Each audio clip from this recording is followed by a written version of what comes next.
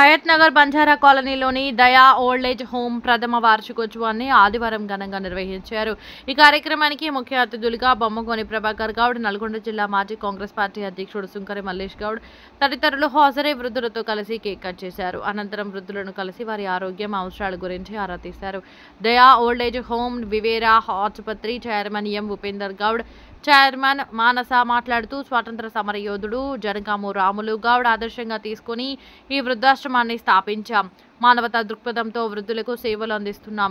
Bed పేషెంట్లు, పక్షవాతం, brain dead వంటి పరిస్థితుల్లో ఉన్న వృద్ధులకు కూడా వైద్య సౌకర్యాలు, సేవలు అందిస్తున్నాం. నర్సింగ్ సిబ్బంది, ఆయమ్మలు, కేరింగ్ బాయ్స్ పూర్తి సమయ సేవలు అందిస్తున్నారు.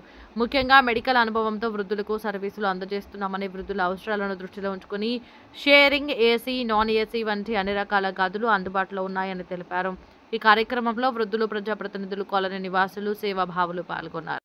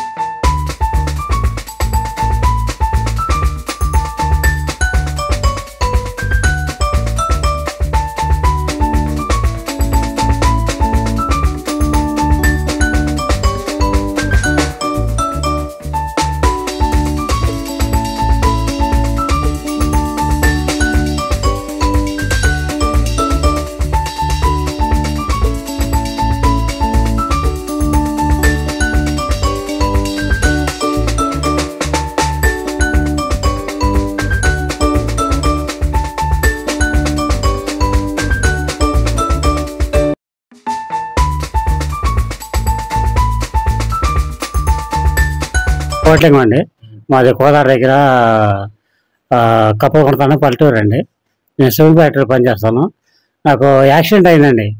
యాక్సిడెంట్ అయ్యి కాలు ఇరిగింది. ఈ మోకా కింద ఇక్కడి నుంచి దాకా కాలు ఇరిగింది. ఇదే ఇరిగిన తర్వాత 2 రోజులు సూర్యాపేటలో 2 రోజులు ఉన్నాను. తర్వాత ఎమ్మెల్యే ఎక్కడికే తీసుకొచ్చారండి. ఇక్కడ తీసుకొచ్చినప్పుడు అప్పుడు ఫస్ట్ ఇది చూడంగానే ఏమన్నారంటే ఈ హైదరాబాద్ హాస్పిటల్ కాలు తీసేయాల్సి వచ్చేదేమో అన్నారు, భయపెట్టేశారు. సరే దేవుడు ఎట్లా అయితే అట్లా ఈ హోంలో చేరినందుకు మరి నా అదృష్టం లేకపోతే హోం వాళ్ళ ఇదో కానీ నాకు చాలా ఇది క్యూర్ అయింది. ప్లస్ ఇక్కడ మెయిన్ నాకు ఉన్న దాంట్లో నాకు క్యూర్ అవడానికి మెయిన్ పాత్ర ఎవరంటే మానస మేడం గారు, ప్లస్ ఆ శిష్యులు అయినటువంటి 2 నర్సులు ఉన్నారు, సిస్టర్స్. వాళ్ళిద్దరు, తర్వాత మూడవ సావిత్రి మేడం. వీళ్ళ యొక్క ప్రశ్నతోనే నేను చాలా క్యూర్గా బయటపడ్డాను. నేను చాలా ఇదిగా ఇంజనీలో సేఫ్ అయ్యి బయటపడ్డాను అనమాట. లేకపోతే యాక్చువల్గా నా కాలు తీసేస్తానని నాంపల్లిలో అయితే చెప్పేశారు, ఆల్రెడీ నీ కాలు తీసేస్తాం బాబు, నెక్స్ట్ వీక్లో తీసేసి ప్లాస్టిక్ కాలు వేస్తాం, ప్లాస్టిక్ సర్జరీ చేసేస్తాం అని చెప్పాను. ఇంకా నాకు చాలా భయం వేసింది. వేస్తే మా మీద అవ్వడం, నువ్వేం కంగారు పడదు, ఏం కాదు, నువ్వు ధైర్యంగా ఉండి ఏదంటే మేము ఉంటాము, మేము చూసుకుంటామని చెప్పారు మేడం. ధైర్యం ఇచ్చారు నాకు. దాని తగ్గట్టుగా ఈ సిస్టర్స్ కూడా పాపం వాళ్ళు ఎనీ టైం ఎప్పుడంటే అప్పుడు ఏదైనా సరే టాబ్లెట్లు కావాలన్నా, డ్రెస్సింగ్ కావాలన్నా, ఏ చేయాలన్నా, దేనికైనా సరే వాళ్ళ యొక్క సపోర్ట్ కూడా నాకు బాగా ఉంది. వీళ్ళని నడిపించడానికి సావిత్రి మేడం గారు యొక్క ఇది కూడా ఉంది. వీళ్ళ ఇదితో నేను చాలా క్యూర్ అయి బయటపడ్డాను. నేను నడుస్తున్నాను, ఇప్పుడు వాకింగ్ కూడా చేస్తున్నాను. నాకు షుగర్ ఉందండి. నాకు షుగర్ అంటే నాకు మామూలుగా బయట ఉన్నప్పుడు 200-250 ఉండేది. ఇక్కడికి వచ్చిన తర్వాత హోమ్లో నాకు ఎన్నడూ కూడా 100 దాట్ల, 100, 105, 110. ఇక దాని దగ్గర ఏంటంటే ఫుడ్ మెయిన్ కూడా నాకు కరోనా అవి ఫుడ్ పెట్టారు, నన్ను మంచిగా చూశారు, నాకు మంచి సపోర్ట్ ఇచ్చారు. వాళ్ళకి నేను సరదా రుణపడి ఉంటాను. Thank you. వృద్ధుల ఆశ్రమానికి ద్వితీయ సంవత్సరం సందర్భంగా మా అందరినీ ఆహ్వానించినందుకు నిర్వాహకులు మానస శ్రీనివాస్ గౌడ్ గారు, వారి బృందానికి మా ప్రత్యేక కృతజ్ఞతలు. ముఖ్య అతిథిగా వచ్చేసిన ప్రభాకర్ గారు, నాగభూషణ్ గారు, ఇతర పెద్దలు, చాలా సంతోషం. మొదటి సంవత్సరం దిగ్విజయంగా ఇంత తొందరలో ఇంతమంది వృద్ధులకు సేవ కల్పించినందుకు మనస్ఫూర్తిగా ఇంకా ముందు మీ సేవలు ప్రజలకు అందించాలని చెప్పి, ఎందుకంటే ప్రతి ఒక్కరు కూడా మనం పుట్టుక మరణం సహజం, కానీ పుట్టినప్పుడు అది గొప్ప చేయాలి. కాబట్టి మీరు కార్యక్రమం నిజంగా మన తల్లిదండ్రులు మన ఇంట్లో ఒక దేశంలో చాలా బాగా అనిపిస్తుంది, కానీ ఇంతమంది వృద్ధులకు సేవ చేస్తున్నారంటే మీరు పూర్వజంలో చేసుకున్న స్ఫూర్తిగా భావిస్తున్నాను. ఇంకా ముందు మీరు ఈ ఆశ్రమాన్ని పెద్దగా ఏర్పాటు చేసి సమాజంలో ఒక గుర్తింపు ఓ మంచి పేరు తెచ్చుకోవాలని చెప్పి కోరుకుంటూ మరొకసారి మానస శివ గౌడ్లకు ఉపేందర్ గారికి నా వ్యక్తిగతంగా మా నాయకుడు ధర్మకృష్ణ గారి ఆశీస్సుతో మేము రాజకీయాలకు వచ్చాం. ఆయన పాటలోనే సేవ చేయాలి ప్రజలకు మంచి పేరు ఉద్దేశంతో ఈ కార్యక్రమం మంది ఆహ్వానించినందుకు మరొకసారి పేరున ప్రభాకర్ గారికి నిర్వాహకులు తెలుపుకుంటూ సెలవు తీసుకుంటారు. జై తెలంగాణ. మందేష్ గౌడ్ గారు, అట్లాగే ఈ దయా వృద్ధాశ్రమాన్ని నిర్వహిస్తున్నటువంటి ఉపేందర్ గౌడ్, మానస టీం, అట్లాగే పాండు, వీళ్ళందరూ కూడా విజయవంతంగా ఈ కార్యక్రమాన్ని నిర్వహిస్తున్నందుకు నిజంగా కూడా అభినందనీయమైంది. ప్రధానంగా వారు వృద్ధులకు సహకారం అందించడమే కాకుండా వారు వచ్చినటువంటి నేపథ్యాన్ని కూడా మరవకుండా గౌరవనీయులు ధర్మభిక్షం గారు, అట్లాగే అవిలయ్య గారు, రాములు గారు, వీరి ముగ్గురు యొక్క ఫోటోలని అక్కడ పెట్టుకొని ప్రారంభం నుంచి ఇప్పుడు కూడా ఆ రకమైనటువంటి గౌరవప్రదంగా ఈ ఆశ్రమాన్ని నడుపుతున్నందుకు నిజంగా కూడా అభినందనీయం. ఇవాళ సమాజంలో వస్తున్నటువంటి మార్పులు ప్రజల దగ్గర ఇలా మనం వయసు పెరిగినప్పుడు ఏమనంటే వయసు పెరిగినప్పుడు డబ్బు ఉంటుంది, వారికి హోదాలు ఉంటాయి. మీరు ఒక్కసారి జూబ్లీ హిల్స్, బంజారా హిల్స్, లేకపోతే ఏమంటారు ఫైనాన్స్ సిటీకి వెళ్తే అక్కడ కనిపించేటువంటి చిత్రం ఏమన్నానంటే అన్నీ ఉంటాయి.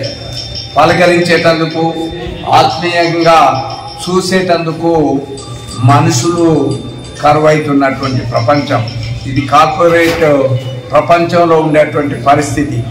అందుకే భారత రాజ్యాంగంలో మా మందేష్ గౌడ్ గారు మేమిద్దరం అడ్వకేట్ చేయబట్టి లైఫ్ ప్రతి సందర్భంలో కూడా పుట్టినప్పుడు మనిషి చివరికి కూడా డిగ్నిటీ తోటి వారికి సంబంధించినటువంటి కార్యాలను కూడా నిర్వహించాల్సినటువంటి బాధ్యత సమాజం మీద, మన ప్రభుత్వాల మీద ఉంటుంది. చాలామంది అవహేళన చేస్తుంటారు. ఏమన్నానంటే ఉచిత టికెట్ అంటనో, లేకపోతే పేద జనానికి ఏవైనా బ్యాంక్స్ వాళ్ళకి కావాల్సినటువంటి ఇస్తుంటే ఏంటిది అని అంటే ఏంటిది ఇది అంటారు.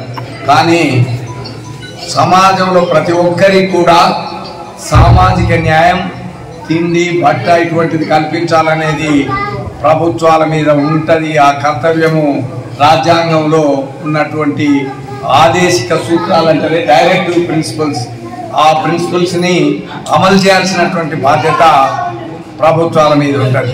సరే, ప్రభుత్వాలు ఎంత చేసినప్పటికీ అవి అందరికీ అందుబాటులో ఉండనటువంటి రోజుల్లో నిజంగా కూడా వృద్ధాశ్రమాలు నడపాలని అంటే, ఎందుకంటే వన్స్ నేను చంద్రరాజేశ్వరరావు గారి ఫౌండేషన్ దాంట్లో మెంబర్ని, గవర్నింగ్ బాడీ సభ్యునిగా కూడా పనిచేసినటువంటి వాళ్ళని ఎందుకు చెప్తున్నానని అంటే స్టాఫ్ కావాలంటే దొరకరు, డాక్టర్స్ దొరకరు, లేకపోతే సర్వీస్ చేసేటందుకు సమస్యలు.